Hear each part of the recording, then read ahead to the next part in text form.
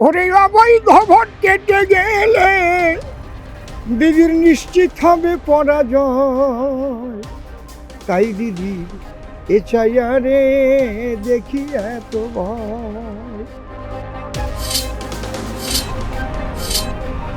এবার জেগেছে সব সনাতন, এই জন্যে 26-এ তোলামূলের বিসর্জন। হিন্দু মুসলিম ভেদ করেছেন স্বয়ং মমতা, তাই প্রথম এসে দিয়েছিলেন ইমামদের ভাতা। এই জন্যে নিশ্চিন্ত থাকুন, আমি একটা কথাই বলতে পারি, 100% ভারতীয় জনতা পার্টি ক্ষমতায় আসে। মাননীয় মুখ্যমন্ত্রীর মিথ্যা মিথ্যা কথা শুনে সিএ করেন, ওরা খানিকটা বিপদে পড়বে। ভাতা নিয়েই খয়রাতি পেয়ে এরা লেখাপড়া শিখে তারপরে রাস্তায় থালাবাটি নিয়ে ভিক্ষা করবে। বিধানসভার শেষ অধিবেশন, আবার 26-এর নতুন করে সরকার গঠন হবে, আবার বিধানসভার অধিবেশন শুরু হবে এবং বিধানসভার শেষ দিনেও বিজেপির পক্ষ থেকে তারা যে কতটা সক্রিয় ছিল, আজকে তারা ওয়াকআউটের মধ্যে দিয়ে অন্তত সরকারকে স্পষ্ট একটা বার্তা দিয়েছে যে লড়াইয়ের ময়দানে ছিল, আছে, থাকবে বিজেপি। তবে 26-এ তারা কতটা আসন নিয়ে আসছে সে বিষয় নিয়ে অবশ্যই জানবো। আমার সাথে রয়েছেন বিজেপির বিধায়ক অসীম সরকার। এবং অসীমদা, এই যে আজকে বিধানসভার অধিবেশন শেষ হয়ে গেল, গতকালকে অগ্নিমিত্রা পলের যে বক্তব্য, সেই বক্তব্যের পরিপ্রেক্ষিতে আজকে অধ্যক্ষর যে অবস্থান, এটাকে আপনি কিভাবে দেখেন? অত্যন্ত নিন্দনীয়। গতকাল মাননীয় অগ্নিমিত্রা পল মহাশয় যে বক্তব্য রেখেছিলেন, তার স্পিচ, তারপরে ওটা ক্লারিফিকেশন করতে বলা হয় এবং উনি ক্লারিফিকেশন করে পুনরায় বক্তব্য রাখেন। তারপরে বিশেষ একটা গোষ্ঠীর চাপে আজকে অগ্নিমিত্রা পাল মহাশয়ের বিরুদ্ধে নিন্দা প্রস্তাব আনা হয়, তার বিরুদ্ধেই আমরা ওয়াকআউট করেছি। এটা কেন হবে? দুজন বিশেষ সম্প্রদায়ের মন্ত্রীদের কথায় চাপে পড়ে স্পিকার সাহেব তিনি একচোখা হয়ে এটা কেন করবেন? কারণ তাহলে তো কালকেই একটা কিছু হয়ে যেত, কিন্তু কালকে তো তাকে ক্লারিফিকেশন করতে বলা হলো এবং ক্লারিফিকেশন করে তারপর তিনি তার বক্তব্য সঠিক সময় মতো শেষও করলেন। আজকে নিন্দা প্রস্তাবের কি দরকার ছিল তাদের? আমরা বিভিন্ন সময় দেখেছি যে অসীমদার নিজস্ব একটা পরিচিতি আছে গানের জগতে, কিন্তু অসীমদা, এই যে এসআইআর নিয়ে আপনি নতুন কোনো গান বেঁধেছেন নাকি? কারণ সরকার যেভাবে এসআইআর নিয়ে সুপ্রিম কোর্টে মমতা পৌঁছে যাচ্ছে, মমতা মুখ্যমন্ত্রী, সেই জায়গা থেকে অসীম সরকারের মুখ থেকে এরকম কিছু শুনতে পারবে না দর্শকরা? দেখুন, আমি তো অনেকবার অনেক গান করি, আমি তাৎক্ষণিকভাবেই করি। দিদির এসআইআরে কেন এত ভয়, দিদি এসআইআরে কেন এত ভয়? ওরে অবৈধ ভোট কেটে গেলে দিদির নিশ্চিত হবে পরাজয়। তাই দিদির এসআইআরে দেখি এত ভয়। আজকে যে ঘটনাটি ঘটলো ওইটা নিয়ে ছোট্ট একটা গান লিখতেছিলাম, এইমাত্র টেবিলে একটা কাগজ পেলাম। আমাদের এক চোখাই স্পিকার, একটি গোষ্ঠীর তুষ্টিকরণ তিনি বুঝি করার নিলেন ভার।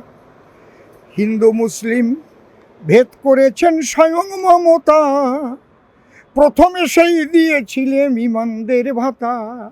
বাইরে হিন্দু মুসলিম ভেদ করেছেন স্বয়ং মমতা, তাই প্রথম এসে দিয়েছিলেন ইমামদের ভাতা। ফিরাদের দাওয়াতের কথা নিন্দা প্রস্তাব নাই কোতার, আমাদের এক চোখাই স্পিকার, একটি গোষ্ঠীর তুষ্টিকরণ করার তিনি নিয়েছেন যে ভার। অগ্নিমিত্রা পলের যে সব অপ্রিয় সত্য, তাতে নিন্দা প্রস্তাব এনে সাজিলেন এক দলের ভৃত্য। ভাই রে, অগ্নিমিত্রা পলের যে সব অপ্রিয় সত্য, তাতে নিন্দা প্রস্তাব এনে সাজলেন স্পিকার এক দলের ভৃত্য। একটি সম্প্রদায় হয়ে উন্মত্ত, তাদের উচ্ছৃঙ্খল যে ব্যবহার, আমাদের এক চোখাই স্পিকার একটি গোষ্ঠীর তুষ্টিকরণ করার নিলেন তিনি আসল ভার। এই স্পিকার কি তাহলে 2026-এ বিধানসভা নির্বাচনের পরে তিনি কি এই আসনে থাকবেন? প্রশ্নই ওঠে না, কোনো প্রশ্নই ওঠে না। এবার জেগেছে সব সনাতন, এই জন্যে 26-এ তোলামূলের বিসর্জন। এবার হবেই, জনগণ জেনে গেছে এদের দুর্নীতি, এদের চুরি, এদের ঘুষ খাওয়া, মানে এমন কোনো দিক নেই যেদিকে এদের দুর্নীতি নেই। পচন ধরে গেছে। এখন জনগণকে কিছু ওই ত্রাণ দিয়ে ভাবছে মানুষের মনটাকে আমরা জয় করব। এটা হয় না, মানুষ পরিত্রাণ চাইছে।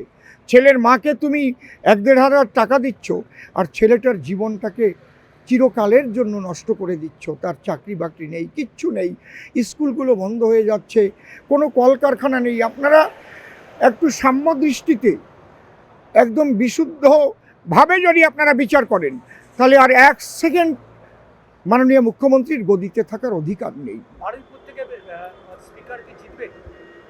দেখা যাবে, আমি তো আর অ্যাস্ট্রোলজার না।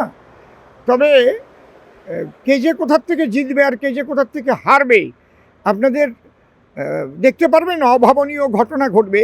মাননীয় বুদ্ধদেব ভট্টাচার্য মহাশয়, প্রয়াত প্রাক্তন মুখ্যমন্ত্রী, তিনি কি ভেবেছিলেন আমি হেরে যাব? তিনিও তো হেরেছেন। আর 21-এর ভোটে মাননীয় মুখ্যমন্ত্রীও তো হেরে গিয়েছিলেন। এই জন্যে নিশ্চিন্ত থাকুন, আমি একটা কথাই বলতে পারি, 100% ভারতীয় জনতা পার্টি ক্ষমতায় আসছে। শেষ প্রশ্ন, এই যে সময়টা চলছে, যে সময়টা দুদিন বাদেই হয়তো চূড়ান্ত ভোটার তালিকা বেরোবে, এবং সেই ভোটার তালিকাতে কোথাও কি শঙ্কিত থাকবে আপনাদের মতুয়া সম্প্রদায়? কোনো শঙ্কার বিষয় নেই, ওরা ডঙ্কা নিয়েই লাফাবে, কোনো অসুবিধা নেই, কোনো শঙ্কার কিচ্ছু নেই। যাদের ভোটার তালিকায় নাম কিছু কিছু উঠবে না, তারা যারা ওই সিএ করবার জন্য এগিয়ে আসেনি, মাননীয় মুখ্যমন্ত্রীর মিথ্যা কথা শুনে সিএ করেনি, ওরা খানিকটা বিপদে পড়বে, আবার ওরাই সিএ করবার জন্য দৌড়াবে। সিএ সার্টিফিকেটটা পেলে ওরাও ভোটার তালিকায় নাম তুলতে পারবে। মেধার দাম কি 1500 টাকা? কারণ মাধ্যমিক পাস করার পরেই ভাতা দেওয়া হচ্ছে যুবক যুবতীদের, এবং 21 থেকে 41। আমি যেটা উনি দিচ্ছেন আমি এটাকে নিন্দা করছি না, একটা সাহায্য করছেন।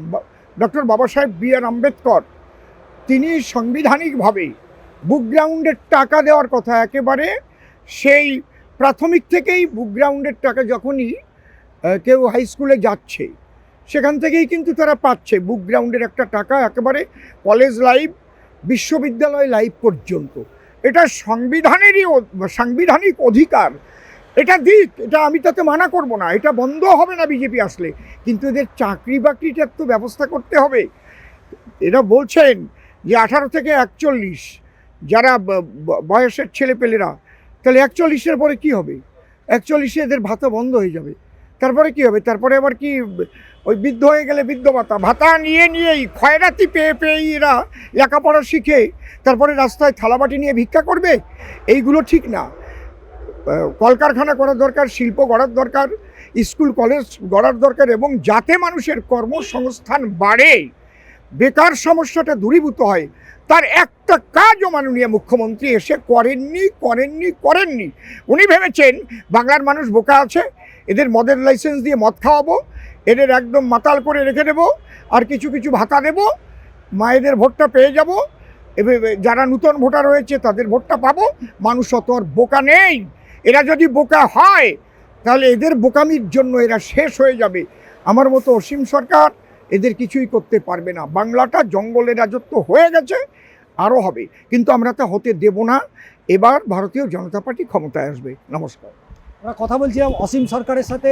তিনি তার যে বক্তব্য, সেই বক্তব্যতে একটা জিনিস অন্তত স্পষ্ট করেছে, মুখ্যমন্ত্রী যে ভাতা দিয়ে যাচ্ছেন, তার নেতা, রাজ্যের বিরোধী দলনেতা শুভেন্দু অধিকারী যতই প্রতিবাদ করুক, তবে তারই দলের বিধায়ক অসীম সরকার বলছেন এই ভাতাতে কোনো মানা নেই, ভাতা নিতেই পারেন, ভাতা দিতেই পারেন। এখন শেষ হাসি 26-এ কে আসবে, এই বিধানসভার যে রং, সেই বিধানসভার রং কি আদৌ বদল হবে, না নীল সাদা যেমন আছে তেমনই থেকে যাবে? চিত্র সাংবাদিক জয়ন্ত চক্রবর্তীর সাথে ষষ্ঠী চট্টোপাধ্যায়।